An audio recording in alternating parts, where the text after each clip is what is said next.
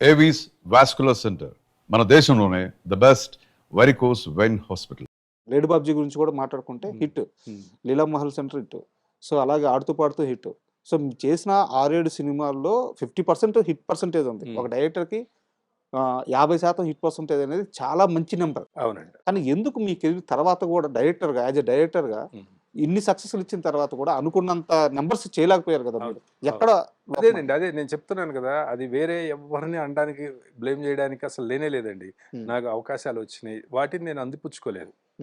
Okay, కథలు సిద్ధంగా లేవు మీ దగ్గర? కథలని కాదు, వేరే వేరే రీజన్స్ వల్ల నాకు మనుషులు సెట్ అవ్వకపోవడం వల్ల నేను అందిపుచ్చుకోలేకపోయానండి. అంతే తప్ప అవకాశాలు ఆ తర్వాత కూడా వచ్చినాయి నాకు. ఇప్పుడు అదే సూపర్ గుడ్ లో ఒకటి ఇద్దరు హీరోలు ఏదో పిక్చర్ తమిళ్లో చేశారు, అది చేస్తారా అని అడిగారు ఆ సినిమా తర్వాత కూడా. బట్ ఆ సినిమా తమిళ సినిమా కూడా నాకు ఎక్కలా సార్. ఎందుకు మళ్ళీ ఇంకో సినిమా ఫ్లాప్ సినిమా చేయడం అని చెప్పి నేను అది చేయలేదు. బట్ ఈ ప్రాసెస్ లో మీరే చెప్పారు, ఇంటర్వ్యూలో చెప్పారు, బాలకృష్ణ గారితో ఒక సినిమా అయ్యింది, అవునండి, అడ్వాన్స్ సంథింగ్ ఏదో కూడా జరిగినట్టుంది అని చెప్పి, మరి ఆ సినిమా కూడా అయిపోయింది. ఆ సినిమా కూడా బాలకృష్ణ గారితో సినిమా ఎందుకు అయిపోయింది అసలు? అది నాకు రీజన్ అసలు తెలియదండి. అప్పుడు ఒక కథ కూడా నాది కాదు, వేరే వాళ్ళది. అది విన్నాము, ఓకే అనుకున్నాము, అంత అయిపోయింది. అయిన తర్వాత 3-4 మీటింగ్లు అయినాయి. ఆ తర్వాత అప్పుడు నాది మిస్టర్ పెళ్లి కొడుకు సినిమా రిలీజ్ అయింది. ఓకే, రిలీజ్ అయింది, అది ఆడలేదు కదా. ఆ తర్వాత నాకు ఏం జరిగిందో నాకు తెలియదు. ఆ ప్రొడ్యూసర్ సైడ్ నుంచి ఏంటంటే, ఇప్పుడు ఈ ప్రాజెక్టు ప్రస్తుతం వద్దనుకుంటున్నామండి అని చెప్పారు. ఇప్పుడు కొంచెం టైంగా వద్దని కూడా కాదు, కొంచెం టైం కావాలండి, కొంచెం టైం తర్వాత చేద్దాము అన్నట్లుగా చెప్పారు. ఆ తర్వాత వాళ్ళు వేరే ప్రయత్నాలు చేస్తున్నారు వేరే డైరెక్టర్ తోటి అనేది నాకు తెలిసింది. ఇంకా తర్వాత అది ఎందుకు ఏమిటి అనేది నేను అడగలేదు, ఎవరిని అడగలేదు. మీరు తర్వాత కాలంలో బాలకృష్ణ గారి సినిమాలు కథానాయకుడు, మహానాయకుడు అట్లా యాక్ట్ చేశారు కదా, గుమ్మడి గారి క్యారెక్టర్ చేశారు. అవునండి. అప్పుడు బాలకృష్ణ గారితో ఎప్పుడన్నా ఈ సందర్భం అంటే వచ్చిందా? అప్పుడు అలా అనుకున్నాము అనే టాపిక్ వచ్చింది. నేను కూడా ఎందుకు అనేది నేను అడగలేదండి. నేను అడగలేదు, ఆయన చెప్పలేదు. అప్పుడు అప్పుడు ఆ సందర్భం గురించి అయితే మాట్లాడుకున్నాను అంతే. నేను దానికి ఎందుకు అని అడగలేదు నేను. అప్పుడు వాళ్ళు ఆ ప్రొడ్యూసర్ అలా చెప్పారు. తర్వాత నేను అడ్వాన్స్ కూడా నేను రిటర్న్ చేశాను. తర్వాత చేశారా? నిజానికి చేయక్కర్లేదు, ఎందుకంటే నేను చేయనని చెప్పలేదు కదా. ఆ తరువాత కొంతకాలానికి ఆ ప్రొడ్యూసర్ మధ్యలో ఇంకొక వ్యక్తి చేత కబుర్ చేశాడు, నేను యాక్టర్ అయిన తర్వాత. అది చాలా రోజుల తర్వాత అయితే ఒక 5 years 6 years 5 years తర్వాత. ఎంత సార్ అమౌంట్? అది ఎందుకులేండి, అంతే కానీ అమౌంట్ చేయమన్నారు. అంటే చేస్తారా అని అడిగారు, చెయ్యమని కూడా, ఎందుకంటే వాళ్ళకి ఆ రైట్ లేదు. అంతే.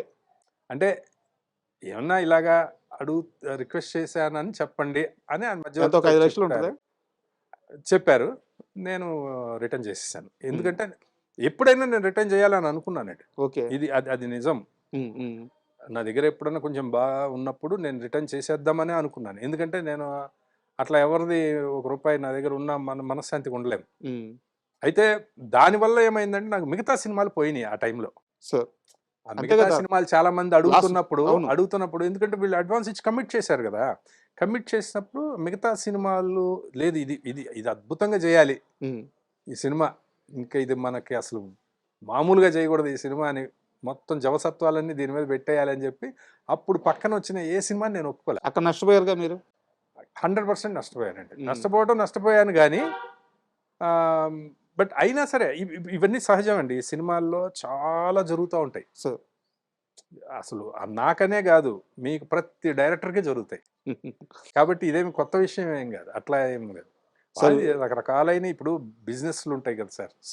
ఇప్పుడు ఎవరిని తప్పుపడడానికి లేదు. మనం ఇప్పుడు ఆ ప్లేస్లో మనం ఉన్నా కూడా, మొన్న సినిమా ఫ్లాప్ అయింది, ఇప్పుడు నెక్స్ట్ చేస్తే ఎలా ఉంటుందో మార్కెట్ అనేది కూడా ఉంటుంది కదా. వాళ్ళని ఎవరిని తప్పుపడడానికి లేదు, మనం ఆ ప్లేస్లో ఉన్నా కూడా అలాగే చేస్తామేమో తెలియదు.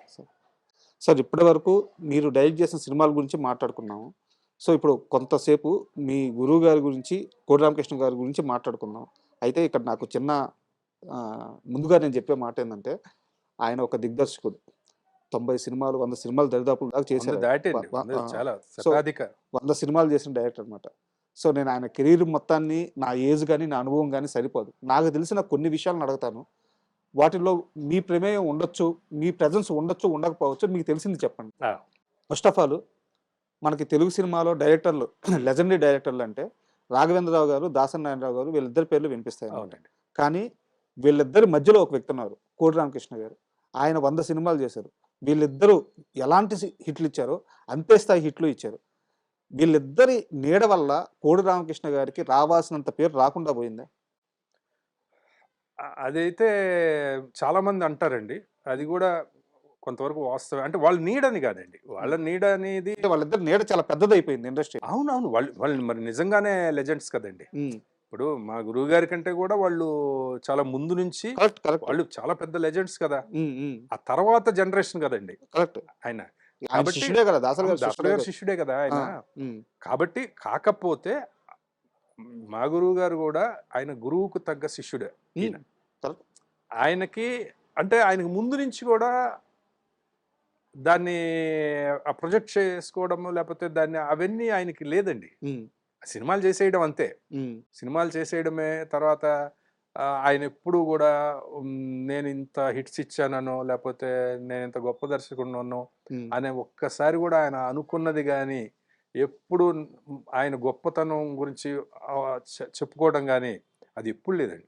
సార్. ఆయన ఎప్పుడు చాలా సామాన్యంగా అందరితోటి మామూలుగా ఉండేవారు. ఉమ్, మీకు ఆయనతో ఒక 2 రోజులు ట్రావెల్ చేస్తే ఆ టైంలో ఉమ్, వాళ్ళందరికీ అనిపిస్తుంది అనమాట, ఈయన 100 సినిమాలు చేసిన డైరెక్టర్, ఈయనేంటి ఇంత సాధారణంగా మాట్లాడుతున్నారు, ఇంత సాధారణంగా ఉన్నారు అనిపిస్తుంది. అంత మామూలు పర్సన్ అండి ఆయన. సార్. అయితే ఏంటంటే ఇండస్ట్రీ పరంగా అయితే ఆయనకి దక్కాల్సినంత గౌరవం మాత్రం రాలేదేమో అనేది నా అభిప్రాయం కూడా కదా. 100% అండి. ఎందుకంటే నేను ఎన్నోసార్లు చెప్పానండి, ఇప్పుడు కూడా చెప్తున్నాను, నా వయసుకి నా అనుభవానికి సినిమా ఇండస్ట్రీలో నేను అసిస్టెంట్ డైరెక్టర్ గారి నుంచి ఇప్పుడు యాక్టర్గా నా ప్రయాణంలో అంతటి టాలెంట్ ఉన్న వ్యక్తిని నేను మరొకరిని చూడలేదండి. బా. ఇక ముందు చూస్తానో లేదో నాకు తెలియదు, ఈ రోజు వరకు నేను చూడలేదు. సరే. ఏది మీకు ఏ విషయంలోనైనా ఆ సినిమాకి సంబంధించిన విషయాల్లో. సార్ నాకు తెలిసిన ఇంకో విషయం ఏంటంటే, సార్ తెలిసిన మీన్స్ ఏంటంటే అక్కడ ఇక్కడ ఇనిందే. నాకు ప్రాక్టికల్గా నాకు అంత ఏజ్ లేదు కాబట్టి నాకు ఇది కరెక్టో కదా మీరు చెప్పండి. ఆయనకి ఫస్ట్ అవకాశం ఇచ్చింది ఇంట్లో రామయ్య వీధిలో కృష్ణయ్య. అవకాశం ఇవ్వడం మీన్స్ అంటే అది మ్యూచువల్గా వచ్చి ఉండొచ్చు. చిరంజీవి గారితో మొదటి సినిమా చేశారు. బట్ తర్వాత కాలంలో చిరంజీవి గారితో ఒక గ్యాప్ వచ్చేసింది. ఆ గ్యాప్ రావడంతో కోడి రామకృష్ణ గారు బాలకృష్ణ దగ్గర ఎక్కువ సినిమాలు చేసి ఆయనకి బ్లాక్ బస్టర్స్ ఇచ్చారు. సో ఇక్కడ ఒక అసోసియేషన్ ఏర్పడిపోయింది చిరంజీవి గారికి, కోడి రామకృష్ణ గారికి. తర్వాత ఆ గ్యాప్ అలా చాలా రోజులు మెయింటైన్ అయ్యింది అని ఒక టాక్ ఉంది. నిజమా అబద్ధం? అది మనకు తెలియదండి యాక్చువల్గా. కాకపోతే నేను చూసింది కూడా చెప్తాను సార్. వాళ్ళ అంతకుముందు రిక్షావాడు, దానికి ముందు సింహపురి సింహం, ఏవో వరుసగా 5 సినిమాలు చేశారు. దాని తర్వాత గ్యాప్ వచ్చింది కదండి. సార్. ఆ గ్యాప్లో కూడా ఎక్కడైనా అవన్నీ కూడా నేను ఇండస్ట్రీకి రాకముందు చేసిన సినిమాలు అవన్నీ కదా. మేము కూడా అనుకునేవాళ్ళం, గురుగారు చిరంజీవి గారితో ఒక సినిమా చేస్తే బాగుంటుంది అనేది అనుకుంటాం కదా జనరల్గా.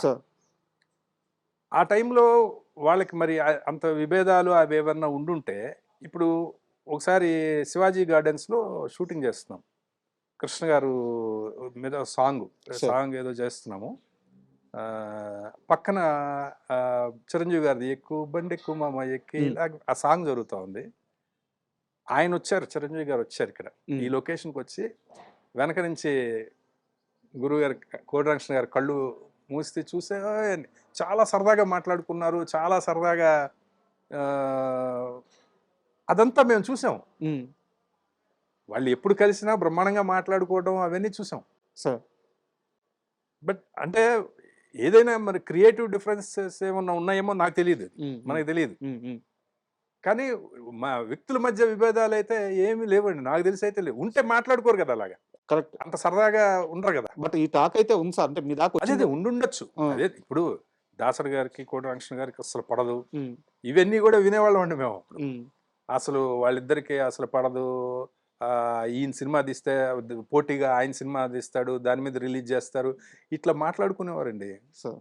కానీ ఆయన వాళ్ళ మధ్య మరి వాళ్ళు కలిసినప్పుడు అసలు ఈయనకి గురువు గారంటే అపరిమితమైన గౌరవం. ఉమ్, కోటి రామకృష్ణ గారికి దాసరి గారంటే అపరిమితమైన గౌరవం. ఉమ్, ఆయన కూడా రామకృష్ణ అని ఆయన చక్కగా మాట్లాడుకునేవాళ్ళు.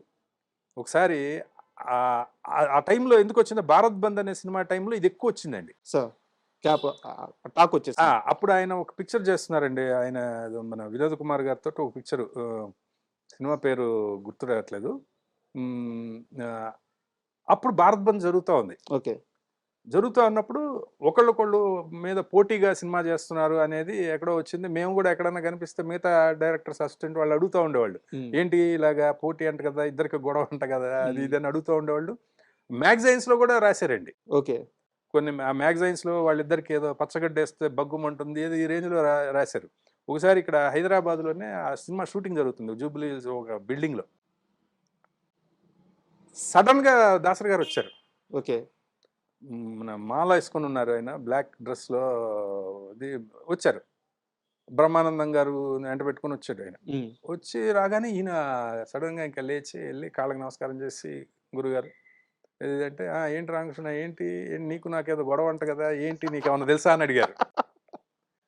అది నాకు తెలుసా ఏంటో అని చాలా సరదాగా మాట్లాడుకున్నారు. ఆయన ఉన్నంత వరకు ఈయన సిగ్గుపడుతున్నారు. ఉమ్, ఏ తీ షార్ట్ తీ అని, ఏంటి నేను వెళ్ళేదా వరకు షార్ట్ తీవా, షార్ట్ తీ ఉమ్, అని దాసరి గారు. ఉమ్, ఈయన సిగ్గుపడుతూ ఈయన మన బాబు మోహన్ గారు ఆ సీన్ ఏదో చేస్తున్నాం, ఆయనకంతా యాక్టింగ్ చెప్పి చూపించి అది ఇది చేసిన తర్వాత ఆయన అన్నారు, రామకృష్ణ చేసిన దాంట్లో సగం చేస్తే చాలా మీకు చాలా పెద్ద పేరు వచ్చేస్తుంది.